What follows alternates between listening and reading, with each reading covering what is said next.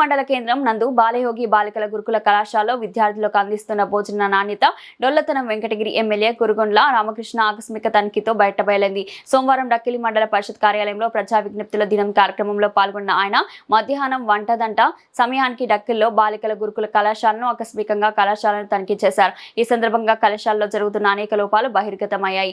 విద్యార్థినులకు అందిస్తున్న ఆహారం అత్యంత నాసిరకంగా ఉండడంతో ఎమ్మెల్యే కురుగొండ్ల రామకృష్ణ గారు ఆగ్రహం వ్యక్తం చేశారు. ఇది పప్పా లేక రసమా, మీ పిల్లలకు ఇలాగే వడ్డిస్తారా అంటూ సిబ్బంది నిలదీశారు. 450 మంది విద్యార్థులు ఉన్నప్పటికీ 100 మందికి సరిపడేలా మాత్రమే కూరలు వండుతున్నారని గుర్తించారు. చాలని పరిణామంలో తక్కువ తాలింపుతో వండిన ఆ కూరలు రసంలా ఉన్న పప్పు చూసి ఆశ్చర్యం వ్యక్తం చేశారు.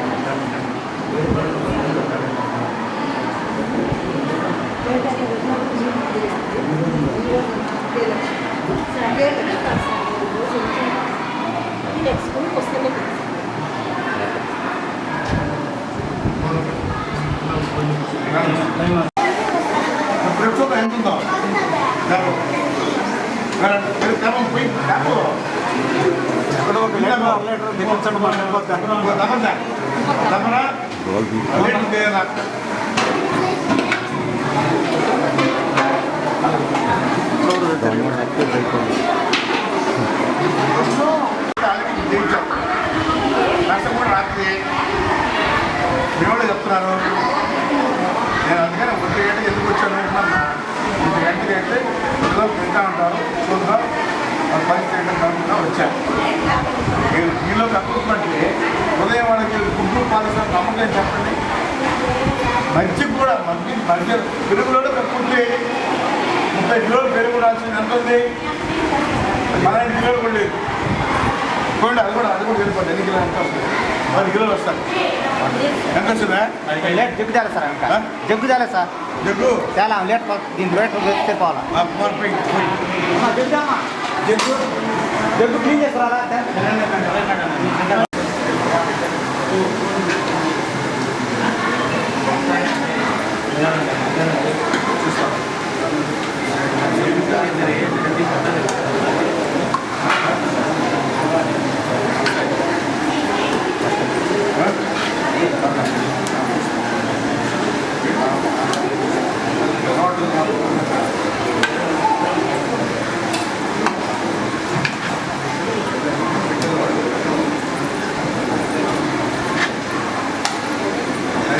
బాబెట్టమ్మా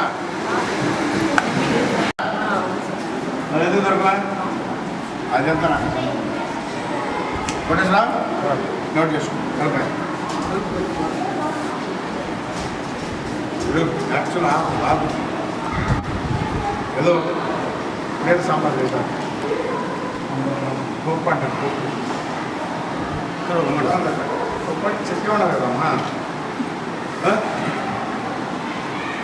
అదమ్మా అన్నీ ఇస్తుంటాను కదా. అన్ని ఐటమ్స్ ప్రభుత్వం ఇవ్వలా, మోసం చేశారు. ఇప్పుడు చిన్న పిల్లలకి బాగా పెట్టాలనే కాన్సెప్ట్ అన్నీ ఇస్తున్నాం. మరి ఎందుకు సుందరంగా చేయవద్దు? ఎందుకంటే పర్సెంట్ చేశారు. ఎవరు చేసిన ఎవరు పిల్లలు ఎందుకు ఆడుస్తున్నాం?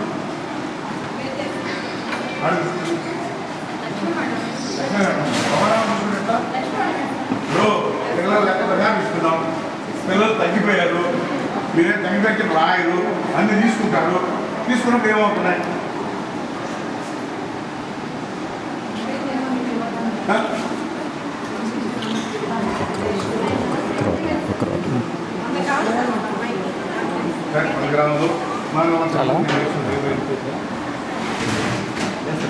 డక్లీల మండలంలో కేంద్ర హెడ్ క్వార్టర్లో డాక్టర్ బిఆర్ అంబేద్కర్ గురుకుల పాఠశాలని విజిట్ చేయడం జరిగింది. ఇక్కడ పేద పిల్లలందరూ కూడా ఈ హాస్టల్లో ఉంటారు. అయితే ఈరోజు మన ముఖ్యమంత్రి అన్ని రకాలుగా చదువుకునేటువంటి పిల్లలు ఆరోగ్యంగా ఉండాలనే కాన్సెప్ట్తో వాళ్ళకి మెనూ కూడా బ్రహ్మాండంగా ఇచ్చాడు. ఉదయంతో పాలు కానీ గుడ్డు కానీ మధ్యాహ్నం ఏ రోజు ఏం పెట్టాలని కూడా మెనూ ఇచ్చాడు. కానీ ఈ హాస్టల్లో అవేవి మెయింటైన్ చేయట్లే. 450 మంది 70 మంది పిల్లలు ఉంటే ఈరోజు 450 మంది పిల్లలు ఈరోజు స్కూల్కి వచ్చారు, హాస్టల్లో ఉన్నారు. అయితే ఏమేమి చేశారని చూస్తే మెనుకు దానికి సంబంధం లేదు.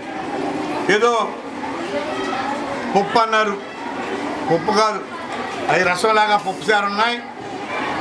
అదేవిధంగా ఆకుకూర లేదు, తాళింపు అంతా చూస్తే 450 మంది పిల్లలు పెట్టాల్సింది మరి కూరలు 100 మంది కూడా చాలా. అంటే ఈ హాస్టల్ ఏ రకంగా ఉందో దీన్ని బట్టి అర్థమవుతా ఉంది. 450 మంది పెట్టాల్సినటువంటి బిడ్డలకి 100 మందికి కూడా చాలకుండా రాత్రి చేసిన రసాన్ని వాళ్ళ పిల్లలు రసం పోశారు. ఇంకా ఎక్కడున్నాం దీనిలో అర్థమవుతా ఉంది. ఒక పక్క మన ముఖ్యమంత్రి చెప్తూనే ఉంటారు, టీవీలు చూస్తూనే ఉంటారు, ఎందుకు తెలుసుకోవడం లేదు, అర్థం కావడం లేదు. ఈరోజు అందరూ ఉన్నారు, మీడియా మిత్రులు ఉన్నారు, లీడర్లు ఉన్నారు, అధికారులు ఉన్నారు, మరి ఈ స్టేషన్ సబ్ ఇన్స్పెక్టర్ కూడా ఉన్నారు. ఆయన కూడా కళ్ళెదురు చూశాడు. 450 మంది పిల్లలకి 100 మందికే సరిపోయింది. అది కూడా 1 గంట అది వేస్తే ఆ కూర వేస్తే పప్పు కాదు, అది కూడా రసం లాగా ఉంది. పిల్లలకి రసం పోశారు, ఆ రసం కూడా చాలినట్లేదు. అంటే ఎంత దారుణంగా ఉందో దీన్ని బట్టి అర్థమవుతుంది. కాబట్టి దీన్ని వెంటనే కలెక్టర్ గారు కూడా విజిట్ చేసి చర్యలు చేపట్టి దీనిలో మార్పు తీసుకురావాలని చెప్పని కూడా తెలియజేస్తా ఉన్నా. నేను కూడా కలెక్టర్ గారితో ఫోన్ చేసి అన్ని విషయాలు చెప్తా. వెంటనే దీనిలో ఉన్న అందరినీ కూడా మార్చి మంచి వాళ్ళని పెట్టి ఆ బిడ్డలకి మంచి ఆహారం పెట్టే విధంగా ఏర్పాటు చేయాలని చెప్పని కూడా తెలియజేస్తాను. ఎందుకంటే ఈయన చూస్తే మళ్ళా అదే రిపీట్ అవుతుంది. కాబట్టి కొత్త వాళ్ళకి ఇచ్చి సిస్టమేటిక్గా పెట్టే విధంగా ఆ బిడ్డలు చదువుకుంటున్నారు. వాళ్ళు ఆరోగ్యంగా ఉంటేనే బాగా చదువుకుంటారు. పాలు ఇవ్వమన్నాడు, గుడ్డు ఇవ్వమన్నాడు, టిఫిన్ పెట్టమన్నాడు, మెనూ ఉంది, 4 గంటలకు స్నాక్స్ పెట్టమన్నాడు. మరి అన్నీ ఉంటే ఏమీ లేకుండా వాళ్ళు అన్ని రకాలుగా డబ్బులు డ్రా చేసుకుంటూ వాళ్ళు జోబీలు నింపుకుంటున్నారు. దీని మీద కలెక్టర్ వెంటనే చర్యలు చేపట్టి ఈ హాస్టల్లో అన్ని మార్పులు తీసుకురావాలని చెప్పని తెలియజేస్తాను.